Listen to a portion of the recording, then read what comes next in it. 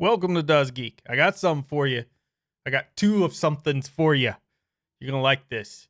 This is going to be a sweet video because we've got two beautiful laptops to talk to you about today.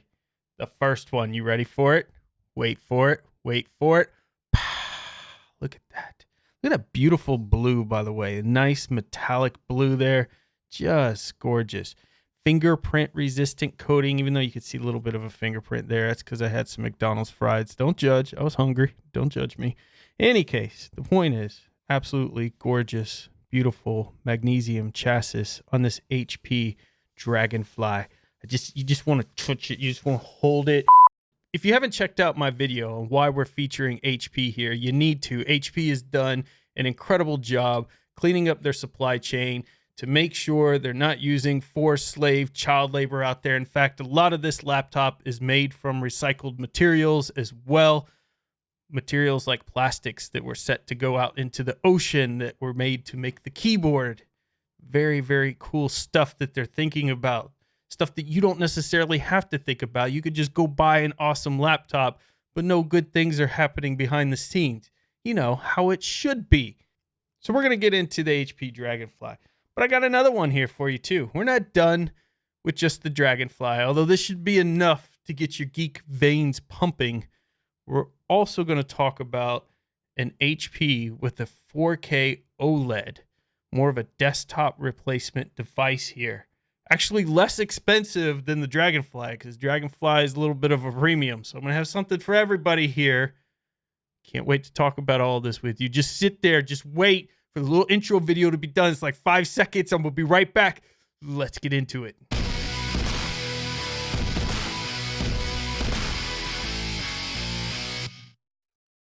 So let's continue talking about the Dragonfly first. Then we're going to get into the x360 Spectre out there.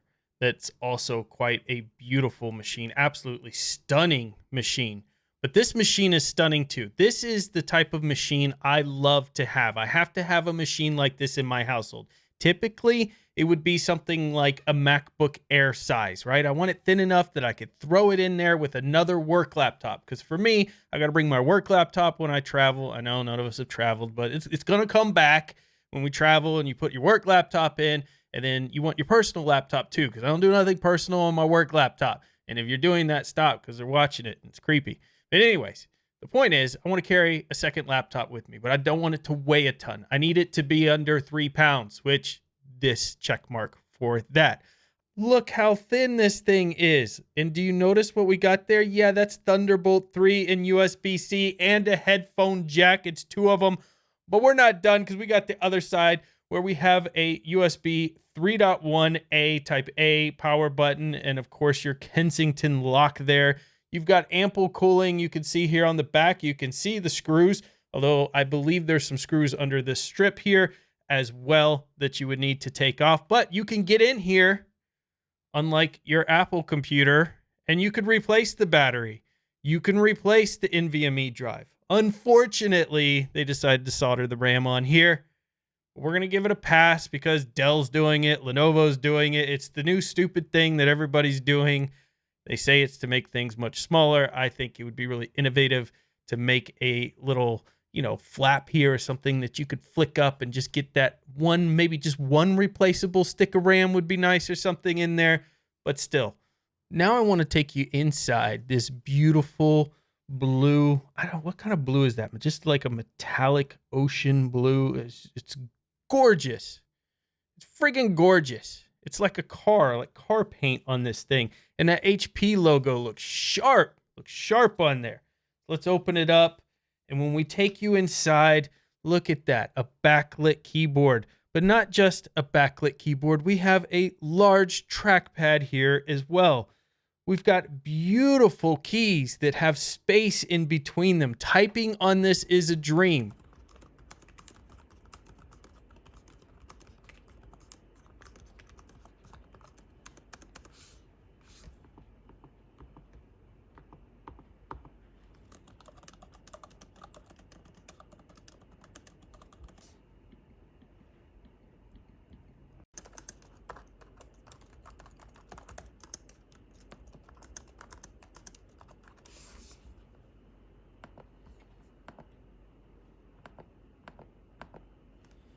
This is just as good, if not better, depending on your preferences. That's why I kind of give that little clause there. But to me, it's even better. It's beautiful. The keys are very tight. You have a fingerprint reader. Oh no, but I'm not done. Because look at this. You actually have a privacy switch, not some software kill switch for your webcam that you don't know. Is it really actually, a little button turning off and killing the power to that webcam? This one just has the privacy screen built in. On top of all that, this thing is touchscreen, 10-point touchscreen, very sensitive. So if you get the HP pen, you can draw with this baby. You could draw right on the screen if you want to use it like a Wacom tablet, and you don't have to worry about this beautiful 4K screen breaking because it is Corning Gorilla Glass 5 as well.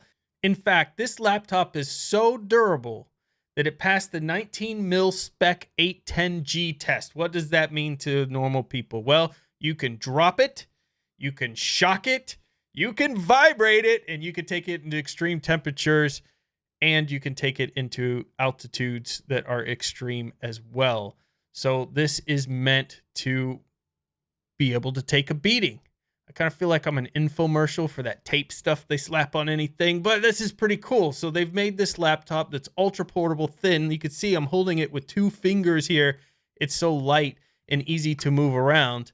And they've made it super durable as well, so that if it gets banged around, because it's ultra portable, it's meant to be taken places, it's going to survive that. Speaking of the battery, you can get about 11 hours of battery. I think the official claim was somewhere around 13, and maybe if you took the brightness really far down and all of that stuff, but it's got a 4K screen in there that it's powering.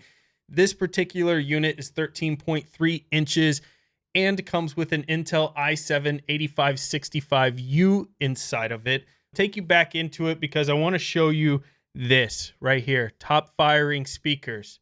I know all the manufacturers that like to make laptops for Linux directly seem to believe that Linux people love their speakers to fire into their lap. But HP got it right here. You've got your laptops that are firing out the top of this. These are the Bang & Olufsen speakers as well, very high quality. They're not the loudest speakers out there, but they're definitely loud enough. You're going to be able to hear everything. You could annoy people near you. But they've got a great depth to them as well. Really good depth. In fact, way better than the MacBook Air. And I'll show you the sound test. You can see for yourself, but I think it sounds better. You tell me what you think, but at least, if nothing else, exactly comparable to those speakers that are in the MacBooks.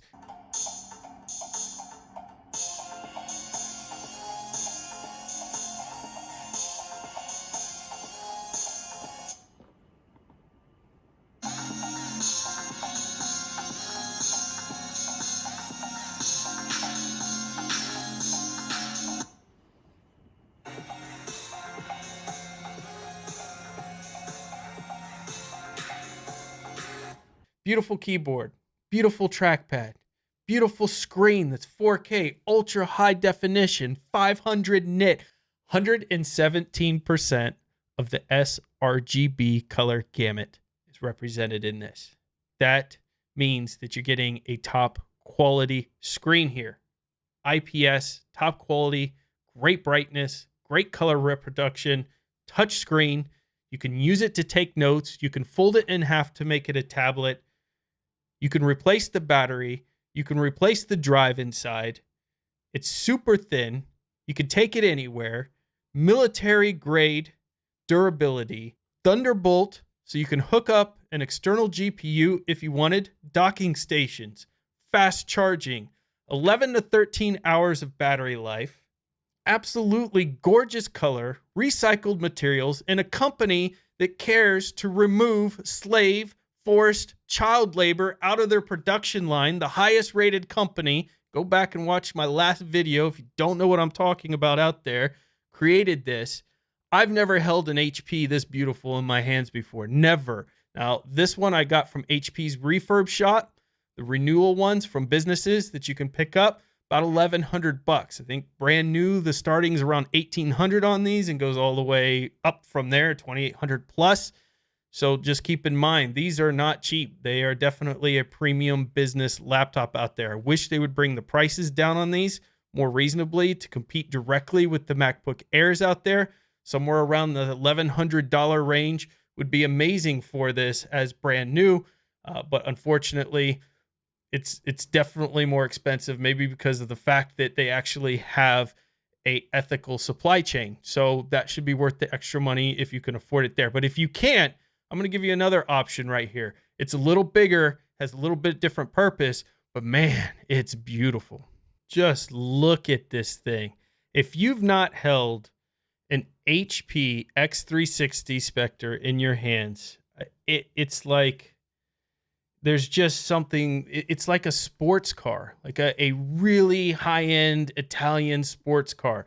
When you look at the angles and the curves in this beautiful machine, of course, you have the whole aluminum frame once again. It just feels fantastic in the hands. Now, this is a little bit bigger, 15.6 inch, but this has an OLED 4K screen. Intel Wi-Fi 6, Bang & Olufsen speakers, Bluetooth 5.0.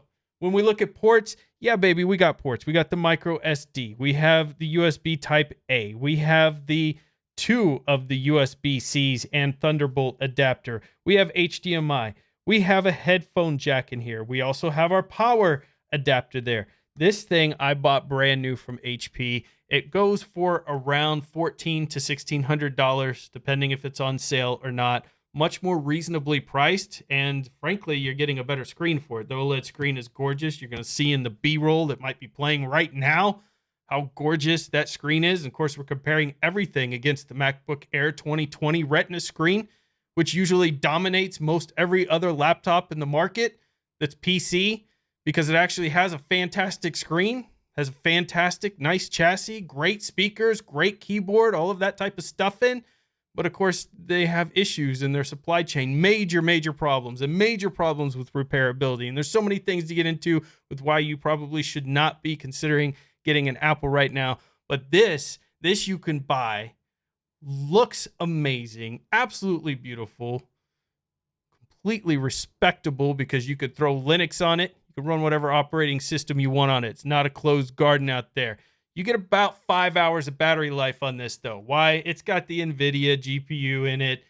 It has an Intel processor that's 11th gen in this. If they would have went with AMD, probably would have had a little bit of battery power that was a little better than the newer AMDs. Intel's going to come around, but not yet with the 11th gen in there. You get a 512 gigabyte SSD with Optane. Now, generally, I love everything Intel does. Intel does so much for the open source community, but Optane does not work with Linux. So you have to go turn that Optane off if you want to install Linux on this. But with both machines, by the way, Fedora 33 installs on both of them perfectly. No issue, except for this one, you've got to turn off the Optane drive. But outside of that, both of them you can install Fedora in. I've not done any special tweaks or had to do anything special to get them working. This would be the only one you got to turn the Optane off if you get the one that has the Intel Optane in it. Now, this is a much heavier laptop. And the one thing that I wish HP would do is do better at naming their machines. This particular one I have, when I was there buying this at Micro Center, they said, look, every other laptop listed in the model numbers for the HP have the soldered on RAM. This specific one doesn't say soldered on, and it's on board, so therefore it's replaceable. But when you start looking through the videos, depending on the particular model number you get is whether the RAM is upgraded. And on all of them, you can grab the battery, you can grab the drives out. But only on certain ones of these, even though they all look the same, can you actually upgrade the RAM on it. It's kind of weird. It's an odd thing, and I wish HP would just fix that, especially since at this size, we really don't need to be soldering on the RAM, right? We can have a RAM be replaceable. I think we can meet there in the middle. I'm giving you lots of love, HP. You can meet me there, and quit naming everything XP360 because it gets really friggin' confusing as well. But when we open this beautiful thing up, by the way, I could take this 15-inch laptop and turn it into a tablet as well. We get that same amazing solid hinge system there. And did you notice it flipped upside down, and we're sitting here in Fedora with the touchscreen, and it automatically comes up with the keyboard that we can type on. I'm loving this stuff, because some people are saying HP doesn't have any love for Linux out there, and they need, like Dell has, like Lenovo has, to put some Linux variants of their laptops out there. but Linux has been running. Fedora has been blowing it away, man, lately. Blowing it away. 16 gigabytes of DDR4 RAM, GeForce MX 330 graphics. You can do some gaming on this graphics card. I'm going to be honest with you. The particular NVIDIA card they put in here isn't the greatest video card I've ever used. It's definitely something you're going to get 60 frames per second in high settings on playing some of the older games, Left 4 Dead 2. The gaming's okay on it. You know, you're kind of in that mid to high, depending on the game settings. You're not going to play the latest, Call of Duty on this and have a good time, but you certainly could play most reasonable games and have an okay experience somewhere between the 40 and 60 frames per second.